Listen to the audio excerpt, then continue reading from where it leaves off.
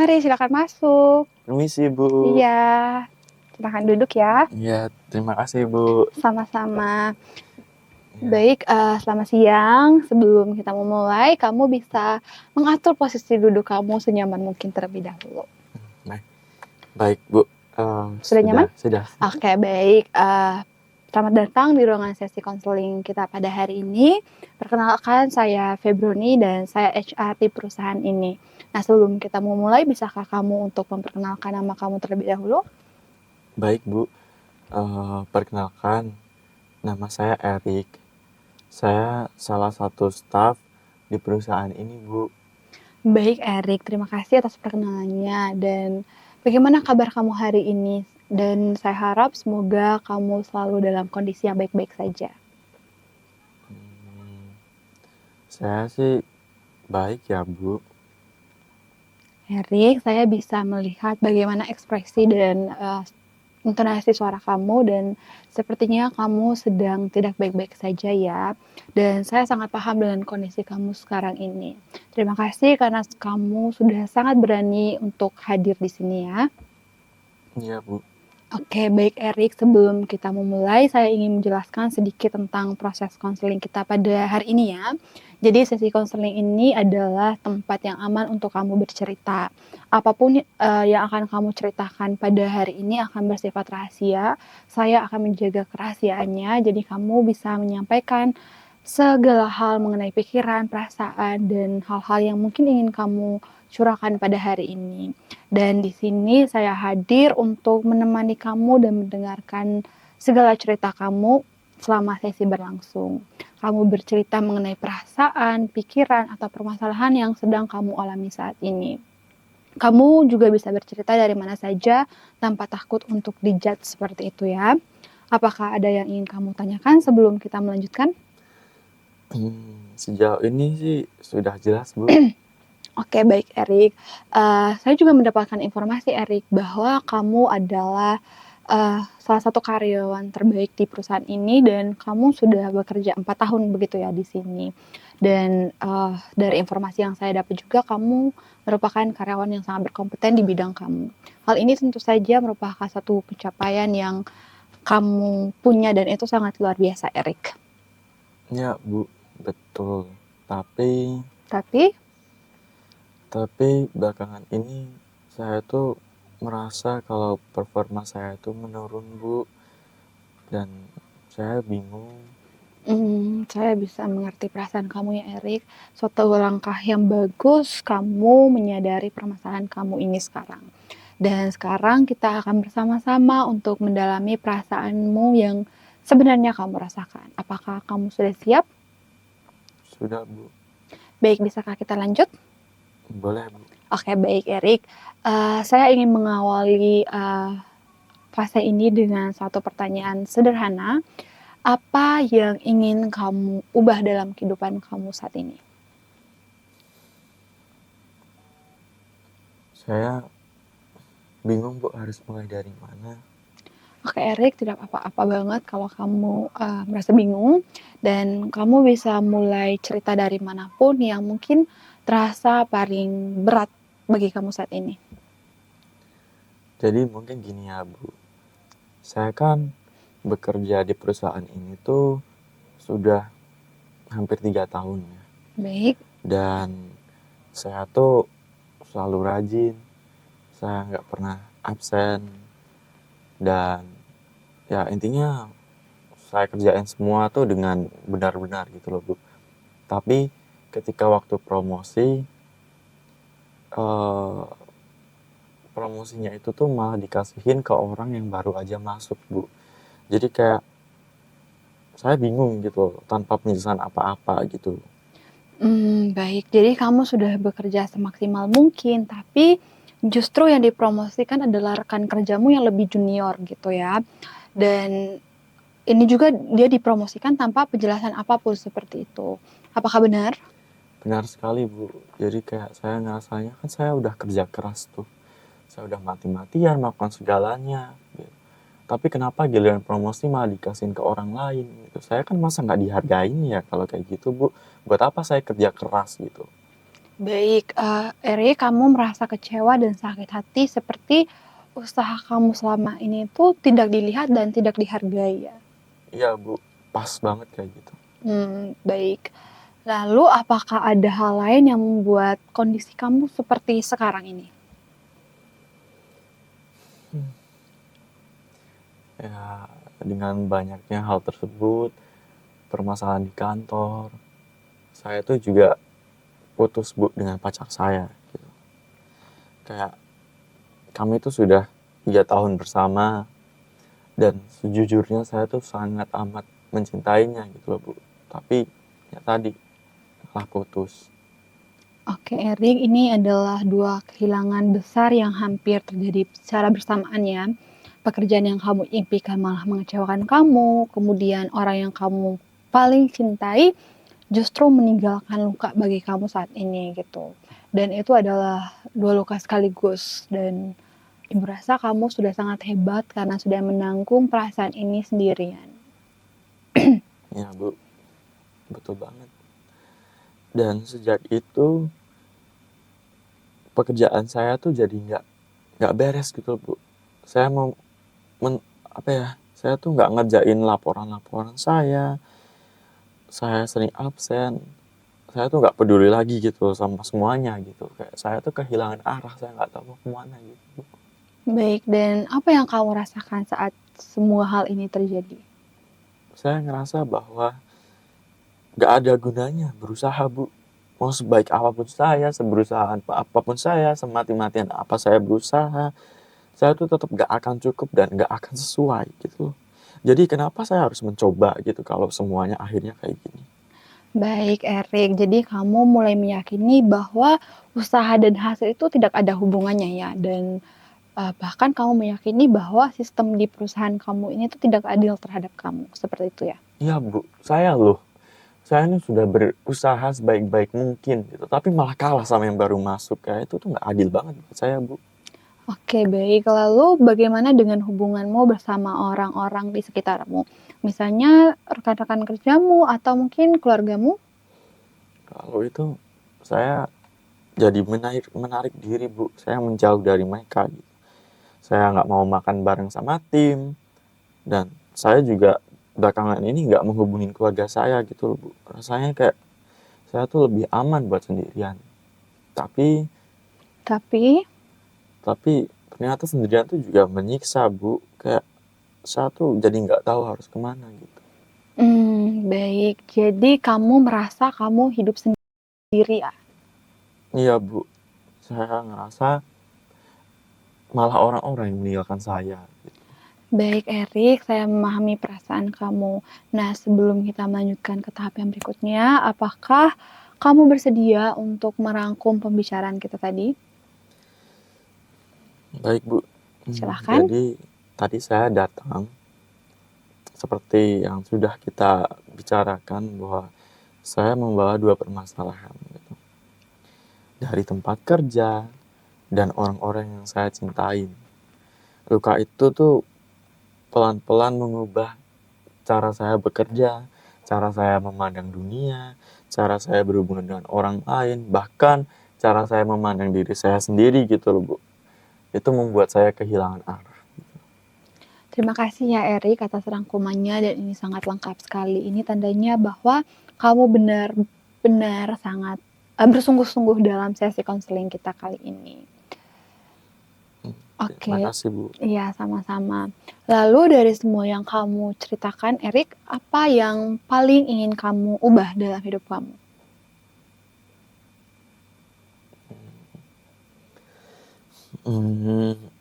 Mungkin saya tuh ingin kembali menemukan semangat hidup saya yang dulu Bu. Iya. Oke, bagus sekali ya, Erik. Kamu sudah menyebutkan satu hal yang ingin kamu hidupkan kembali di dalam hidup kamu, yaitu semangat untuk hidup ya, seperti itu. Dan itu adalah titik awal yang sangat berarti bagi sesi kita selanjutnya. Lalu kalau kamu sudah menemukan, semangat itu kembali, Erik, apa yang akan kamu lakukan? Atau kamu akan menggunakan semangat hidup itu untuk apa? Yang pastinya karena saya ya sebenarnya suka banget ya bekerja gitu Bu. ingin apa ya, menggunakan semangat itu untuk kembali menata pekerjaan saya gitu. Dan saya juga ingin kembali untuk dekat-dekat dengan orang-orang yang saya sayangi, Bu. Oke, baik. Sekarang, kita akan mencoba untuk mencari jawaban atas keinginan kamu ini ya. Jadi, apakah kamu sudah siap, Erik, untuk tahap selanjutnya? Sudah, Bu. Oke, baik. Erik, sebelum semua ini terjadi, apa yang membuat kamu paling bersemangat saat kamu bangun pagi-pagi dan siap untuk pergi ke kantor gitu? Kalau itu sih, dulu saya sangat semangat untuk bekerja ya, Bu. Kayak saya merasa pekerjaan ini tuh adalah tempat saya untuk berkontribusi untuk mengembangkan segala potensi yang saya milikin gitu. Dan saya tuh sangat amat bangga untuk bekerja di perusahaan ini gitu. Oke, baik. Jadi kamu merasa bangga dan berguna, di pekerjaan kamu ini ya, dan kamu beranggapan bahwa pekerjaan kamu ini bukan hanya tempat untuk menghasilkan uang, tapi, tempat kamu untuk menemukan makna hidup kamu juga, seperti itu. Benar, Bu, kayak gitu. Kayak saya tuh merasa saya tuh adalah orang yang penuh dengan potensi gitu. Jadi kayak saya bekerja di sini, saya merasa saya harus bisa berkembang dan pekerjaan ini emang sangat membantu saya untuk berkembang gitu loh, Bu. Lalu sekarang coba kamu sebutkan satu hal yang saat ini itu masih, membuat kamu bertahan, dan itu tidak perlu hal-hal yang besar ya, kamu bisa mulai dari mungkin hal-hal yang kecil. Mmm, apa ya, Bu, mmm mmm, saya tuh kehidupan sebelumnya sebelum sebelum semua hancur ya, kehidupan sebelum, hal ini terjadi gitu, saya tuh ada kehidupan yang saya dambakan di situ loh, Bu. Nah, kehidupan itu yang ingin saya rasakan lagi di kehidupan sekarang. Yang didambakan? Iya, Bu. Apa yang kamu dambakan, Erik? Tadi kayak pekerjaan yang saya cintain, terus ada orang-orang yang peduli sama saya, bahwa di situ tuh ada perasaan bahwa saya berguna dan saya tuh dibutuhkan. Oke, jadi satu hal yang masih membuat kamu bertahan adalah kerinduan kamu pada kehidupan yang bermakna, di mana kehidupan itu terjadi sebelum semua ini terjadi, semua permasalahan ini terjadi ya. Dan di kehidupan itu kamu merasa kamu sangat berguna dan kamu merasa kamu dicintai. Benarkah demikian? Sangat benar, Bu, seperti itu. Oke, Erik, saat kamu bilang orang-orang yang peduli pada saya, siapa yang kamu maksudkan? Mmm, tentunya keluarga saya, Bu. Karena mereka tuh nggak pernah kemana mana gitu, mereka selalu ada, mereka selalu, tidak pernah meninggalkan saya gitu, malah saya tuh ngerasanya saya menjauh gitu. Oke, Erik, kamu tahu mereka selalu ada untuk kamu dan kamu tahu bahwa yang memilih menjauh adalah diri kamu sendiri, bukan keluarga kamu. Itu sebenarnya salah satu tanda yang positif bahwa kamu masih peduli terhadap keluarga kamu, Erik.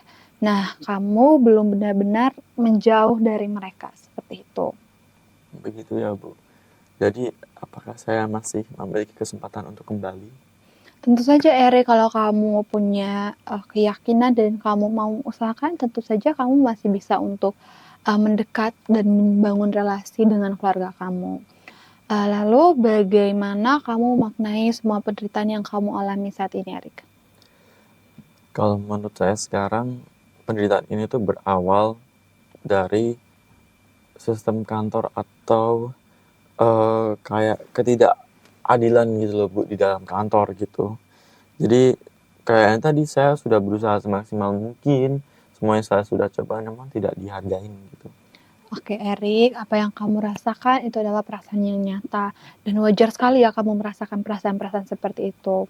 Nah, saya ingin mengajak kamu untuk mencoba melihat dari sudut pandang yang berbeda. Baik, Erik, kalau misalnya ada seseorang yang sangat kamu sayangi, yang sangat kamu cintai, dan kamu peduli akan kehidupannya, mengalami hal yang sama atau hal yang persis yang sedang kamu alami saat ini, apa yang ingin kamu katakan kepada dia? Mungkin yang akan saya katakan tuh, saya bilang, "Jangan menyerah, karena kamu tuh lebih dari semua yang menimpamu." Oke, kata-kata yang baru saja kamu ucapkan itu sangat indah sekali dan maknanya sangat dalamnya. Nah, apakah kamu juga bisa mengucapkan kata-kata tadi kepada dirimu sendiri? Kalau untuk saya sendiri tuh rasanya tuh susah, Bu. Oke, baik, tidak apa-apa.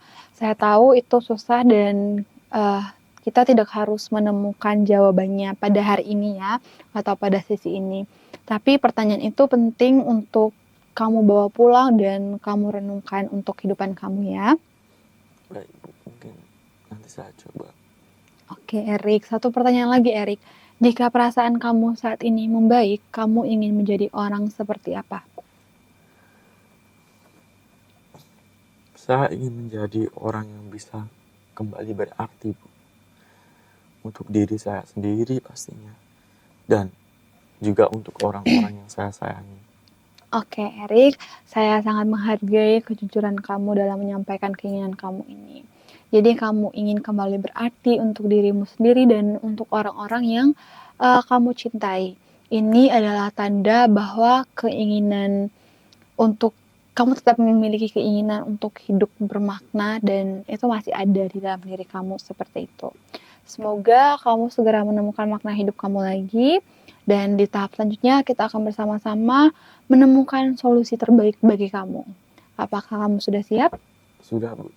Oke, Erik. Dari semua yang sudah kamu ceritakan tadi, tubuhmu pun ikut menanggung semua ini kan? Kamu tadi dari hasil asesmen kamu bilang kamu sakit kepala, tidurmu terasa terganggu, dan makan tidak teratur ya. Nah, bagaimana kondisi fisikmu akhir-akhir ini? Ya, Bu, belakangan ini sih yang saya paling rasakan adalah kayak saya tuh sering sakit, Bu. Tidur nggak teratur. Kadang juga bahkan saya tuh nggak tidur sama sekali gitu, Bu. Makan juga asal saya ingat, oh, kalau saya belum makan 3 hari gitu, baru saya makan. Oke, jadi tubuhmu sudah memberikan banyak sinyal ya, seperti tadi kayak sakit kepala, tidur yang terfragmentasi, kemudian pola makan yang kacau juga gitu, bahkan sampai 3 hari kamu lupa makan gitu ya. Nah, apakah kamu menyadari bahwa semua itu tuh bukan kelemahan dari fisik kamu, melainkan cara tubuhmu berkomunikasi bahwa kondisi kamu sekarang ini tuh sedang tidak baik-baik saja? Saya nggak pernah mikirin kayak gitu sih, Bu. Oke, Erik, jadi tubuhmu sedang berbicara kepada kamu dan ia itu membutuhkan perhatian kamu kembali karena kalau kamu tidak memperhatikan tubuh kamu ya kondisi fisikmu akan terus menunjukkan gejala-gejala seperti itu dan kamu akan merasakan sakit seperti itu. Begitu ya, Bu. Saya soalnya nggak pernah begitu, memperhatikan kondisi fisik saya sih, Bu. Iya, Erik. Lalu satu langkah kecil apa yang bisa kamu lakukan mulai besok untuk mulai mungkin mencoba merawat tubuh dan fisik kamu? Hmm, hmm, karena saya sering lupa makan gitu ya, Bu. Mungkin mungkin saya mau coba itu aja sih, Bu. Kayak saya mau coba untuk setidaknya saya makan teratur dulu deh gitu. Jadi minimal ya sehari sekali atau ya yang penting teratur gitu. Oke, baik, nggak apa-apa ya. Kita mulai dari langkah kecil dulu dan itu langkah yang sangat bagus, Erik. Makan teratur adalah cara kamu untuk mempertahankan kondisi kesehatan kamu karena kita tahu ya makan adalah sumber energi kita. Nah, walaupun sedang ada masalah, ini tandanya kamu tetap peduli pada kondisi fisik kamu. Dan saya pribadi sangat menghargai kesadaran kamu itu. Terima kasih ya, Bu, karena sudah membantu saya untuk menyadarinya. Tentu saja Erik, senang sekali bisa membantu kamu. Dan Erik, semua ini tuh bisa terjadi karena semangat yang kamu pancarkan untuk terus bertumbuh dan berkembang dan bangkit dari permasalahan kamu ini. Baik, sekarang boleh kita bicara sedikit tentang orang-orang di sekitar kamu mungkin ya. Tadi kan di awal kamu menyebutkan bahwa kamu itu menarik diri dari lingkungan sosial kamu seperti tim kamu dalam kerja dan keluarga kamu gitu. Bolehkah kamu ceritakan lebih lanjut mengenai ini? Seperti yang saya ceritakan tadi bahwa saya tuh sekarang tuh jarang untuk makan siang sama tim kan, Bu. Biasanya kan ya sering lah gitu tiap hari makan siang bareng tim. Cuman saya udah menarik diri. Terus keluarga juga saya sudah lama nggak ngabarin mereka gitu. Oke, baik. Jadi, kamu menjauh dari lingkungan sosialmu ya, karena, mungkin kamu tidak ingin kecewa lagi ya, seperti itu. Dan itu menurut saya perasaan yang sangat wajar dan kamu mungkin itu tadi, kamu takut akan dikecewakan lagi, seperti itu. Tapi, saya ingin bertanya dulu, Erik. Selama kamu sendirian, selama kamu menjauh dari lingkungan sosial kamu, apa yang apakah rasa sakitnya berkurang atau justru semakin terasa? Mmm, yang saya rasakan sejujurnya tuh malah justru semakin terasa ya, Bu. Karena sendirian itu menyiksa buat saya. Saya merasakan menjauh dari lingkungan sosial saya dan keluarga saya itu tuh sangat melukai saya gitu. Oke, baik. Jadi kamu merasa tersiksa dalam kesendirian kamu itu ya? Artinya, kesendirian kamu itu justru bukan pelindung yang kamu gunakan, tapi, kesendirian itu justru menyebabkan perasaan dan beban kamu justru semakin menambah dan kamu merasakan itu semuanya sendirian, seperti itu. Benar, Bu. Saya merasakan seperti itu. Baik. Erik, ada tidak satu orang di hidup kamu yang mungkin, saat ini dia itu sedang menunggu kabar kamu gitu, dan mungkin saat ini dia tidak berani untuk menghubungi kamu terlebih dahulu? Mmm, ada, Bu. Mungkin ibu saya, karena sudah lama sekali saya itu nggak menghubungi ibu saya, Bu. Oke, Erik, kamu sangat cepat ya menjawab kalau, mungkin sekarang ini yang sedang menunggu kamu adalah ibu kamu. Dan menurut saya itu hal yang bagus, Erik. Itu tandanya kamu masih memiliki koneksi yang kuat dan perasaan terhubung dengan ibu kamu gitu. Nah, bagaimana perasaanmu saat kamu menyebutkan nama ibu kamu tadi? Saya pastinya merasa sangat rindu, Bu, karena saya sedikit bersalah ya sebenarnya, udah lama nggak menghubungin ibu gitu. Oke, Erik, rindu dan merasa bersalah itu menunjukkan bahwa cinta sebagai ibu dan anak itu masih ada ya.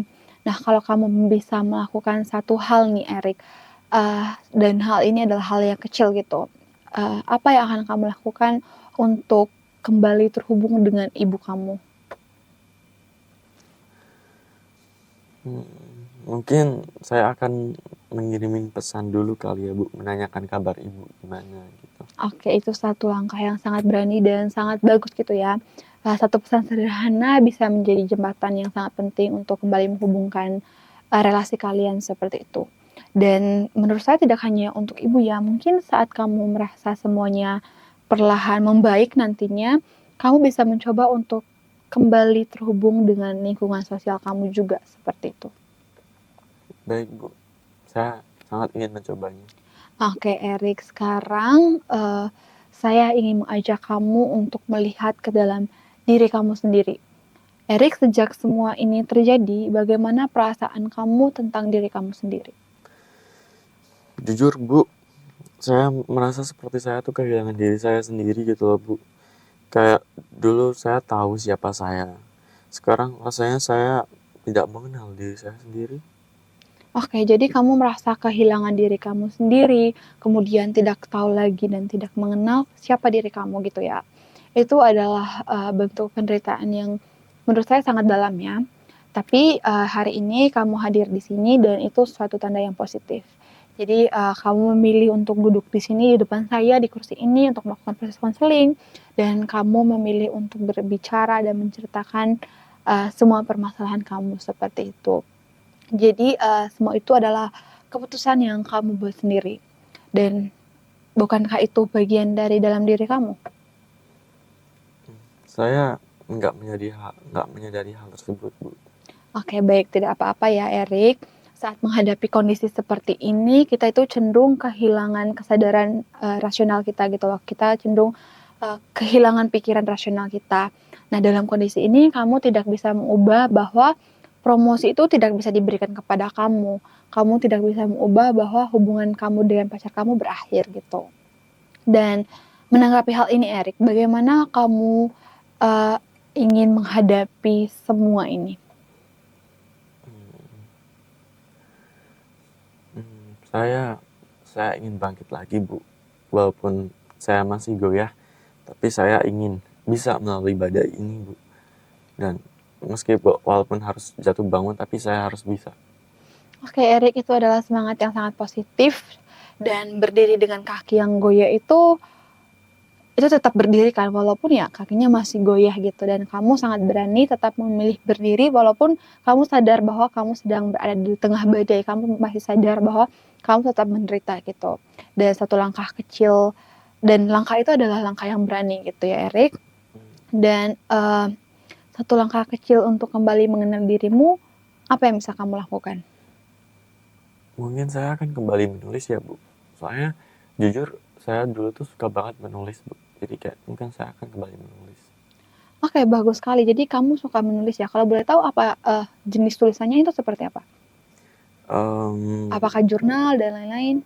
Iya, saya suka menulis journaling gitu. Oh, oke, baik. Jadi kamu suka menulis jurnal ya. Dan menurut saya itu cara yang sangat baik untuk kamu bisa kembali berkomunikasi dengan diri kamu sendiri mungkin, seperti itu. Dan saya sangat senang kalau ternyata kamu suka menulis jurnal ya. Terima kasih banyak, Bu. Oke, Erik, sama-sama. Sebelum kita menutup sesi ini, Erik, bisakah kamu merangkum pembicaraan kita terlebih dahulu? Boleh, Bu. Baik.